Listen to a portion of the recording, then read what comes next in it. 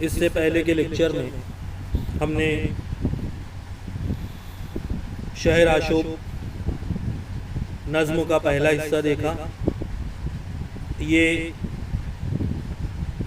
نظم شہر عاشوب کا دوسرا حصہ ہے. آئیے دیکھتے ہیں اس حصے میں نذیر اکبر آبادی کیا کہتے ہیں. سوداگروں کو سود نہ بیوپاری کو فلاح، بازار کو ہے نفع نہ پنساری کو فلاح، دلال کو ہے یافت نہ بازاری کو فلاح، دکھیا کو فائدہ نہ پسنہاری کو فلاح. یہاں تک ہوا ہے آن کے لوگوں کا کاروبار بن، مارے ہیں ہاتھ ہاتھ پہ سب یہاں کے دستکار، اور جتنے پیشہ دار ہیں روتے ہیں زار زار، کوٹے ہے تن لوہار تو پیٹے ہے سر سنار. یہاں پر ہر ایک کو تفصیل کے ساتھ میں بیان کر رہے ہیں. سوداگر ہے، بیوپاری ہے، بازار ہے، پنساری ہے، دلال ہے، ہر ایک پریشان ہے. جس طریقے سے آج کے دور میں ہمارے سماج کا ہر فرد، ہر طبقہ، ہر کاروباری شخص پریشان ہے، اسی طریقے سے یہاں پر نذیر اکبر آبادی بھی بیان کر رہے ہیں کہ تمام لوگ سوداگر ہے، بزنس مین ہے، بیوپاری ہے، اور اس کو بھی فلاح نہیں ہے، اسے بھی کامیابی نظر نہیں آ رہی ہے، اس کا بھی کوئی فائدہ نہیں ہو رہا ہے، وہ بھی پریشان حال ہے. بزاز ہے، کپڑا فروش ہے، اس کو بھی کوئی نفع نہیں ہے. پنساری ہے، دوا بیچنے والا ہے، مرچ مسالے بیچنے والا ہے، وہ بھی پریشان ہے. دلال ہے، دلال کی بھی کوئی آمدنی نہیں ہے. اور پسنہاری، وہ غریب عورتیں جو امیروں کے یہاں پر آٹا پیسا کرتی تھی، انہیں پسنہاری کہا جاتا تھا. ان عورتوں کو بھی بہت پریشانی ہے، ان عورتوں کو بھی کوئی کام نہیں ہے، ان کے یہاں بھی تنگ دستی ہے، پریشانی ہے، بے روزگاری ہے.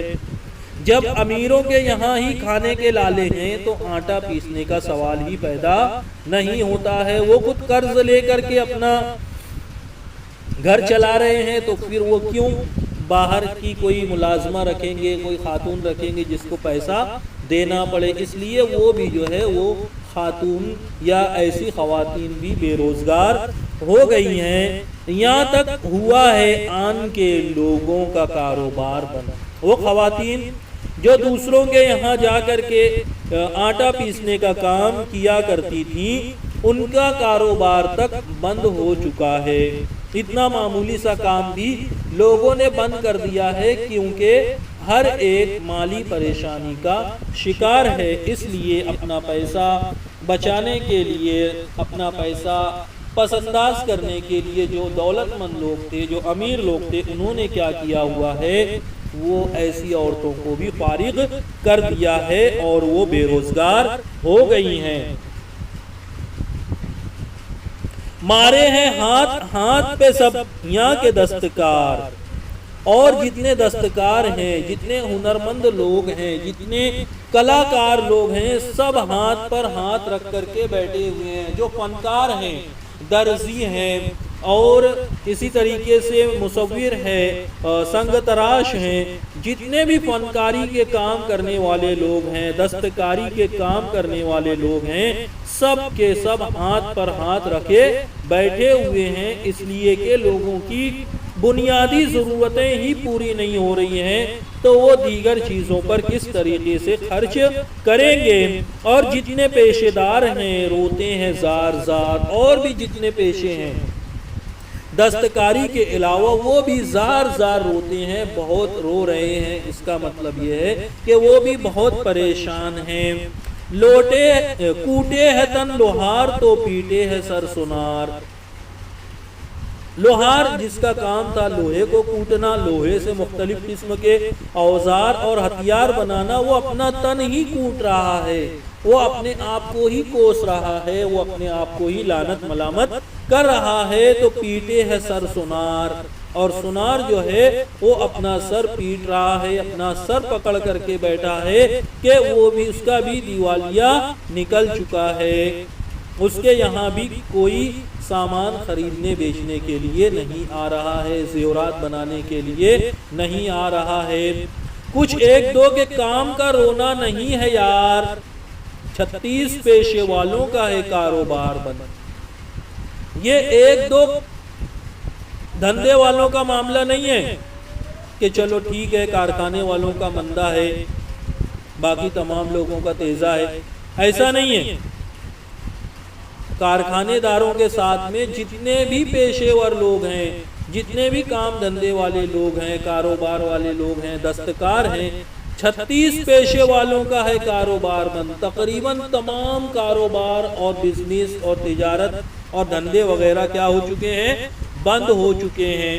ہمارے یہاں جس طریقے سے ہوتا ہے کہ پاور لوم پر مندی آتی ہے لیکن باقی جو کاروبار وغیرہ ہیں وہ شروع رہتے ہیں، لیکن نذیر اکبر آبادی کہہ رہے ہیں کہ یہ ایک دو کاروبار کی بات نہیں ہے، ایک دو دھندے کی بات نہیں ہے، بلکہ 36 پیشے والوں کا، یعنی 36 سے مراد ہم یہاں یہ لے سکتے ہیں کہ تمام لوگوں کا کاروبار بند ہے۔ بیٹھے بساتی راہ میں تنکے سے چنتے ہیں، جلتے ہیں نان بائی تو بھیڑ بھونتے بھونتے ہیں، دنیا بھی ہاتھ ملتے ہیں اور سر کو دھنتے ہیں، روتے ہیں وہ جو مشروع وہ دارائی بنتے ہیں، اور وہ تو مر گئے جو بنے تھے ازار بند۔ بیٹھے بساتی راہ میں تنکے سے چنتے ہیں، بساتی چھوٹی موٹی چیزیں بیچنے والے جو لوگ ہیں وہ کیا کرتے ہیں؟ وہ تنکے چن رہے ہیں، یعنی جو معمولی قسم کے تاجر تھے، چھوٹے تاجر تھے، چھوٹی موٹی چیزیں بیچتے تھے، فروخت کرتے تھے، وہ تنکے چن رہے ہیں، یعنی ان کے یہاں بھی کوئی خریدار نہیں ہے، وہ خود بھی مفلس اور قلاش ہو چکے ہیں، تنکے چن رہے ہیں، یعنی اپنی جمع پونجی جوڑ بٹور کر کے اپنی زندگی کی گاڑی کو کھینچنے کا کام کر رہے ہیں۔ جلتے ہیں نان بائی تو بھیڑ بھونجتے بھونتے ہیں، بھیڑ بھونجے بھونتے ہیں، نان بائی روٹی پکانے والا جو ہے وہ جل رہا ہے، دیکھو وہ تندور میں روٹی لگاتے ہیں، وہ اسی سے یہاں پر جلنے کو لائے ہیں نذیر اکبر آبادی کہ وہ جل رہے ہیں۔ نان بائی بھی جو لوگوں کو روٹیاں بنا کر کے دیا کرتے تھے، ان کا بھی کاروبار بند ہے، اس لیے وہ بھی پریشان ہیں، ان کا بھی جی جل رہا ہے، اور جو لوگ مختلف چیزیں بھون کر کے دیا کرتے تھے ان کا بھی حال کچھ اچھا نہیں ہے، دھنیے بھی ہاتھ ملتے ہیں اور سر کو دھنتے ہیں، دھنیے جو کپاس وغیرہ دھن کر کے دیا کرتے تھے وہ سر دھن رہے ہیں، یعنی وہ بھی پریشان ہیں، اور روتے ہیں جو مشروع وہ دارائی بنتے ہیں، وہ لوگ جو قیمتی کپڑے بناتے تھے، یہ مشروع اور دارائی یہ قیمتی کپڑوں کے نام ہیں، جو یہ کپڑے بنایا کرتے تھے وہ بھی رو رہے ہیں کیونکہ ان کا بھی کاروبار بند ہو گیا ہے، اور وہ تو مر گئے جو بنے تھے ازار بند، اور ازار بند بننے والے تو مر گئے فاقہ کشی کی وجہ سے، پریشانیوں کی وجہ سے، لوٹے ہیں گرد و پیش جو قذاب راہ مار، بیوپاری آتے جاتے نہیں ڈر سے زینہار، کوتوال رویں خاک اڑاتے ہیں چوکیدار، ملاحوں کا بھی کام نہیں چلتا میرے یار، ناویں ہیں گھاٹ گھاٹ کی سبوار پار بند،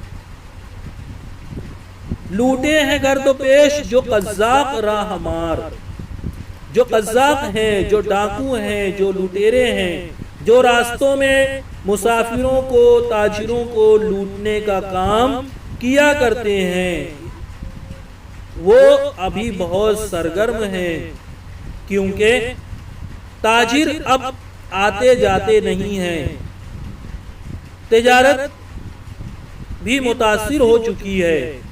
ہرگز تاجر جو ہے وہ سفر نہیں کر رہے ہیں، کیونکہ انہیں پتا ہے ایسے حالات میں اگر ہم سفر کریں گے تو جو لٹیرے ہیں، جو قذاق ہیں، جو ڈاکو ہیں، وہ ہمارا مال تو لوٹیں گے ہی یقیناً، اور ساتھ ہی ہماری جان بھی جائے گی۔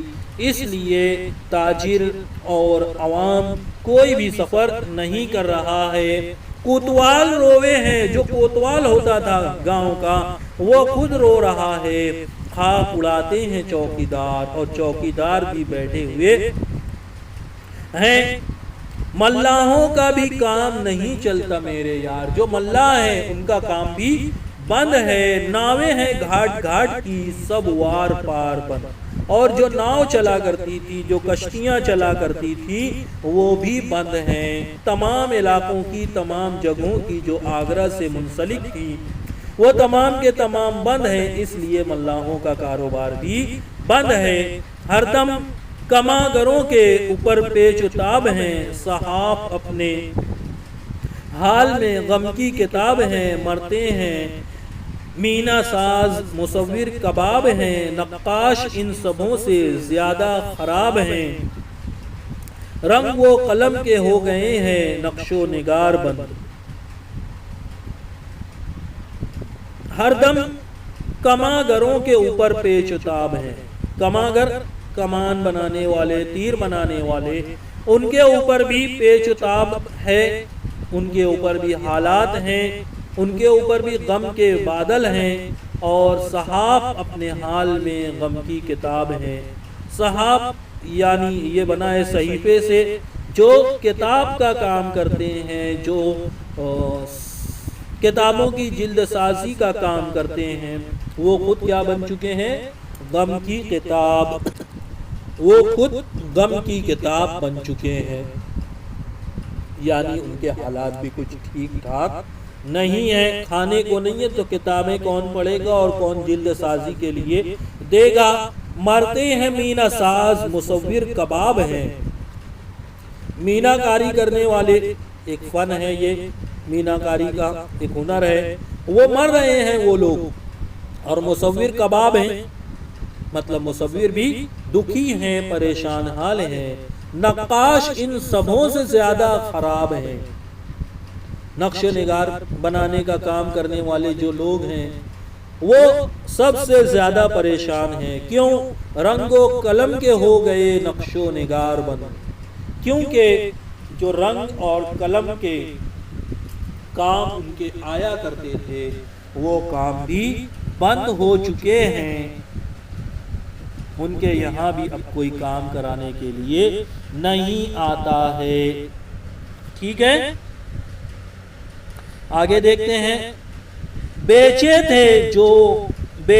تھے وہ جو گوند کے پھولوں کی بدھی ہار، مرجھا رہی ہے دل کی کلی، جی ہے داغدار، جب آدھی رات تک نہ بکی جن سے آبدار، لاچار پھر وہ ٹوکری اپنی زمیں پہ مار، جاتے ہیں کر دکان کو آخر وہ ہار بند۔ یہ جو پھول بیچنے والے ہیں، یہ جو گل فروش ہیں، یہ پھولوں کے ہار بناتے ہیں، گجرے بناتے ہیں، پھولوں کو گوند کر کے، انہیں پرو کر کے مختلف قسم کے ہار بناتے ہیں، گجرے بناتے ہیں، گلدستے بناتے ہیں، لیکن اب کیا حال ہے ان کا؟ مرجھا رہی ہے دل کی کلی، جی ہے داغدار، ان کے دل کی کلی بھی مرجھا گئی ہے، وہ بھی مایوس ہیں، وہ بھی نا امید ہو رہے ہیں، ان کا جی داغدار ہے، ان کے دل میں بھی تکلیف ہے، ان کا دل بھی پریشان حال ہے۔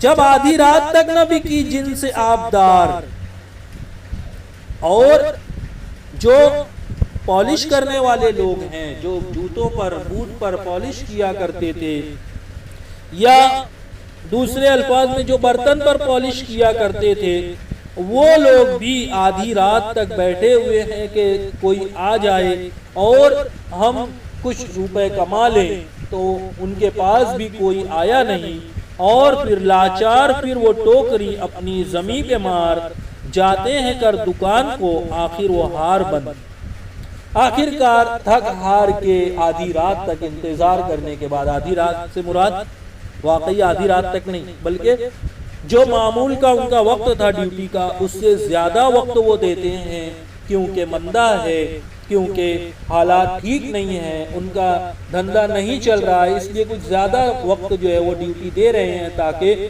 کچھ کھانے پینے کا، ضروریات زندگی کا جو ہے وہ سامان ہو جائے۔ اس کے باوجود بھی ان کا دھندا نہیں چل رہا ہے اور وہ تھک ہار کے اپنی دکان بند کر کے چلے جاتے ہیں۔ ڈمرو بجا کے وہ جو اتارے ہیں زہر مار، آپی وہ کھیلتے ہیں ہلا سر زمین پہ سر مار، منتر تو جب چلے کہ جو ہو پیٹ کا آدھار، جب مفلسی کا سانپ ہو ان کے گلے کا ہار، کیا خاک پر وہ باندھے کہیں جا کے مار بند۔ وہ مداری، وہ ڈگڈگی بجانے والے، وہ ڈمرو بجانے والے جو زہر مار یعنی سانپ، جو سانپ کا زہر نکالنے کا، سانپ کا زہر اتارنے کا کام کیا کرتے ہیں یا کرتب دکھاتے ہیں، وہ بھی اپنا سر زمین پہ مار رہے ہیں۔ کیوں؟ کیونکہ ان کا بھی پیٹ خالی ہے، ان کا منتر کام نہیں کر رہا ہے۔ منتر تو جب چلے کہ جو ہو پیٹ کا آدھار ہو پیٹ میں، یعنی ہم کہتے ہیں نا کہ آدھار پیٹ، میں نے پیٹ بھر کر کے نہیں کھایا ہے، بس صرف آدھار کیا ہے، یعنی اس کو ہم آدھا پیٹ کہہ سکتے ہیں، یا پیٹ میں ان کے کچھ ہو، خالی پیٹ تو کچھ بھی نہیں ہوگا۔ جب مفلسی کا سانپ ہو ان کے گلے کا ہار، کیا خاک پر وہ باندھے کہیں جا کے مار بند۔ جب مفلسی ہی ان کے گلے کا سانپ بن گئی ہو، پریشانی ہی ان کے گلے کا سانپ بن گئی ہو اور بھوک لگی ہو ان کو، تو پھر کیا خاک وہ کہیں جا کر کے کرتب دکھائیں گے اور کسی کا جو ہے وہ زہر اتاریں گے۔ پھرتے ہیں نوکری کو جو بن کر رسالدار، گھوڑے کی ہے لگام نہ اونٹوں کی ہے مہار، کپڑا نہ لتا پال نہ پرتل نہ بوجھ بھار، یوں ہر مقام میں آ کے اترتے ہیں سوگوار، جنگل میں جیسے دیتے ہیں لا کر اتار بند۔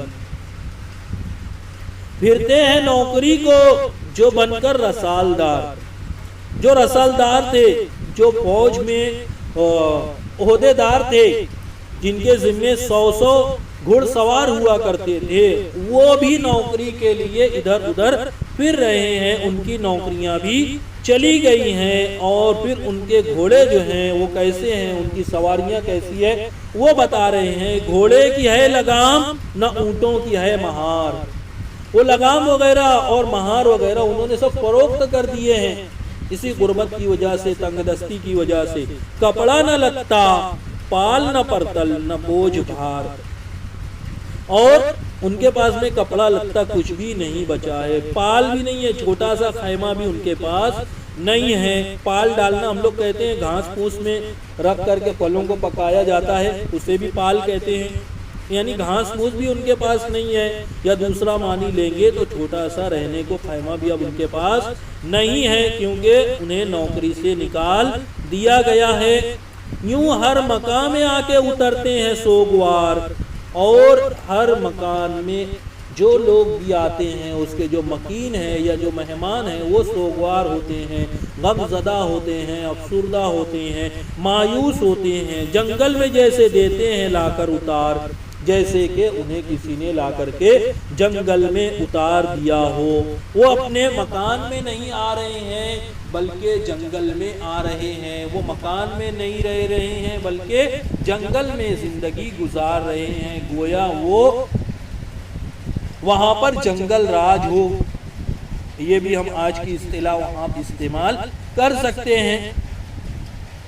اس طریقے سے آگرہ کی زبوں حالی کو، آگرہ کے لوگوں کی پریشانی کو نذیر اکبر آبادی نے اس نظم کے اندر بیان کرنے کی کوشش کی ہے۔